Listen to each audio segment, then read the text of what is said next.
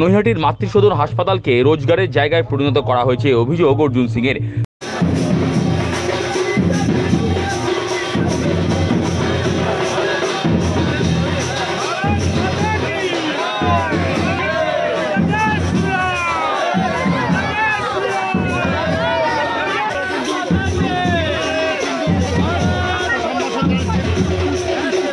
তৃণমূল প্রার্থী পার্থ ভৌমিকের সঙ্গে সন্দেশখালীর যোগসূত্র আছে এমন উদাহরণ তুলে ধরে বৃহস্পতিবার দুপুরে টুইট করেছেন বিজেপি প্রার্থী অর্জুন সিং।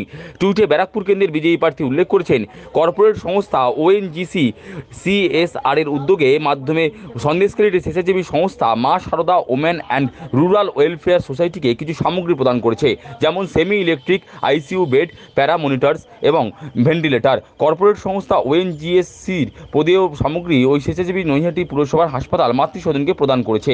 এদিন বিকালে হালিশহরে ভোট প্রচারে বেরিয়ে সাংবাদিকদের মুখোমুখি হয়ে বিজয়ী প্রার্থী অর্জুন সিং বলেন, সন্দেশখালীর সঙ্গে পার্থ ভৌমিকের যোগ রয়েছে, তার প্রমাণও মিলেছে। তার দাবি, ওএনজিসি CSR ফান্ডের মাধ্যমে সন্দেশখালীর মা সারদা ওয়েলফেয়ার সোসাইটিকে কিছু সামগ্রী প্রদান করেছে, কিন্তু ওই ওয়েলফেয়ার সোসাইটি আবার সামগ্রীগুলো নৈহাটির মাতৃসদন হাসপাতালকে প্রদান করেছে, অথচ রাজ্যের কোনো সরকারি হাসপাতালে ওই সকল সামগ্রী দেওয়া হয়নি। বিজয়ী প্রার্থীর অভিযোগ, নৈহাটি পুরসভার মাতৃসদন হাসপাতাল রোজগারের জায়গায় পরিণত করা হয়েছে। তার আরও অভিযোগ, এলাকায় নার্সিংহোমগুলোকে নির্দেশ দেওয়া হয়েছে ওখানে রোগী ভর্তি করা যাবে না, সমস্ত রোগী মাতৃসদনে পাঠাতে হবে।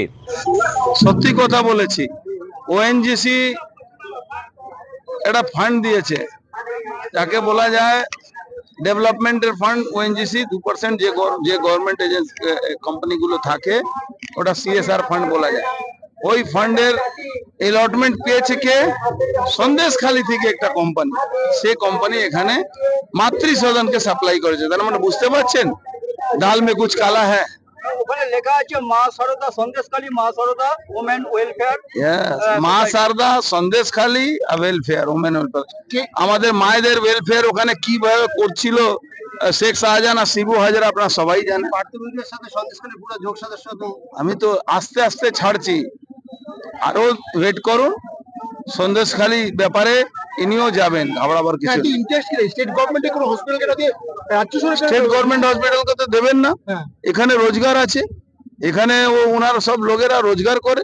10 টাকা বাইরে যেটা ওষুধের দাম ওখানে 30 টাকা লাগে। এখানে সব নার্সিং হোমকে বলে দেওয়া হয়েছে তোমরা এখানে ভর্তি নেবে না, সব মাতৃসদনে করতে হবে। সব ডক্টরদেরকে ভয় দেখিয়ে ওখানে নিয়ে আসা হয়, ওখানে রোজগারের জায়গা তৈরি করা হয়েছে।